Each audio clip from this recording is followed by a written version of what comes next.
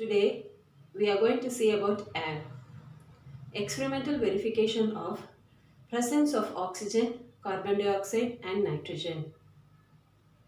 Here John Presley conducted many ingenious experiment and showed that air is not elementary substance but a composition or mixture of gases. He was also able to identify a colorless and highly reactive gas which was later named oxygen by the great French chemist Antoine Lavoisier. Experimental verification of presence of oxygen, carbon dioxide and nitrogen in air. For a long time, that is until 18th century, human thought air as a fundamental constituent of matter. However, an ingenious experiment conducted by Joseph Priestley in the year 1774 showed that air is not an elementary substance but a composition or a mixture of gases. He was also able to identify a colorless and highly reactive gas which was later named oxygen by the great French chemist Antoine Lavoisier. Priestley took a tub of water and made a float on and placed a candle on it. He covered the candle with a glass jar. As the bottom portion of the jar was filled with water, no air can enter or exist, and hence the jar was completely sealed. As you would have guessed, the candle flame was extinguished in a very short time.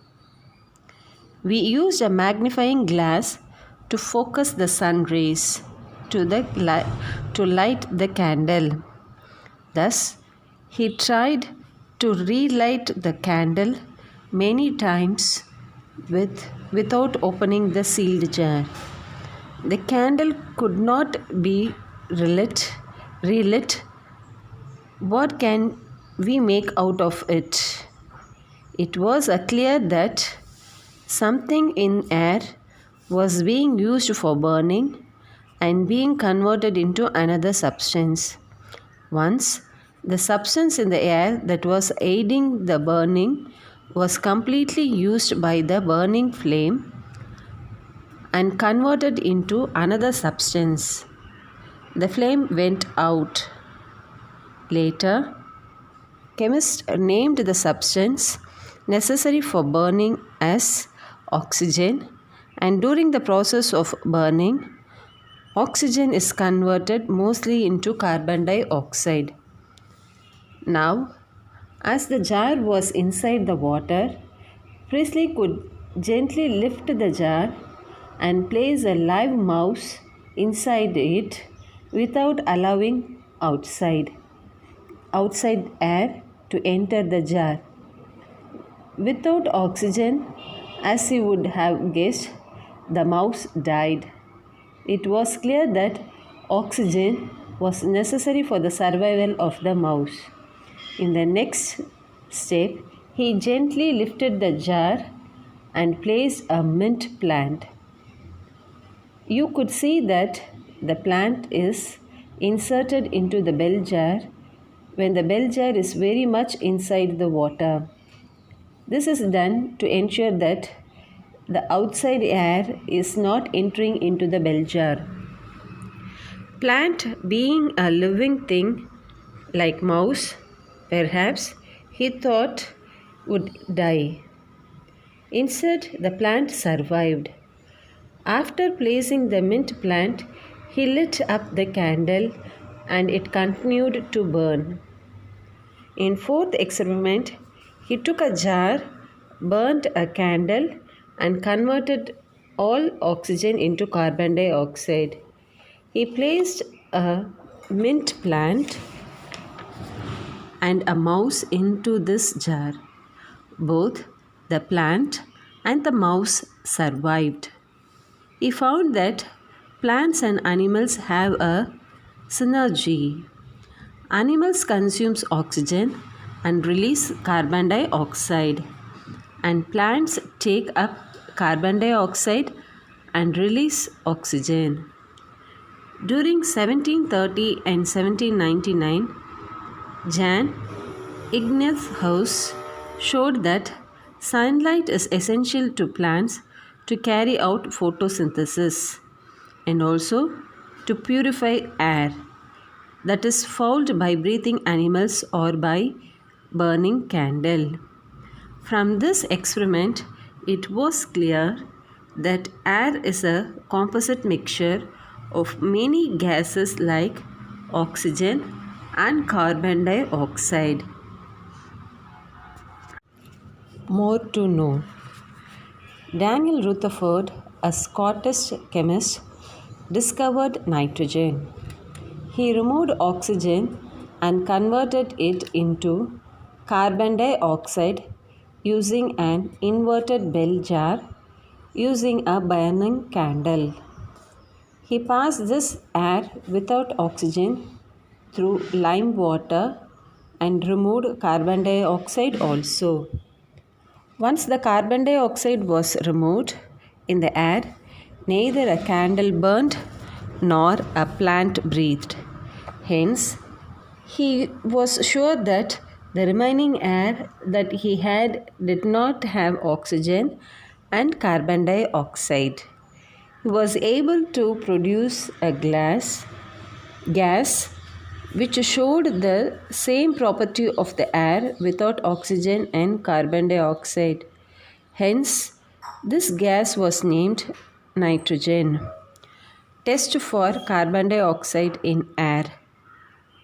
Pour some lime water in a glass tumbler. Bubble some air using a straw through the lime water. After a few minutes, look at the lime water carefully.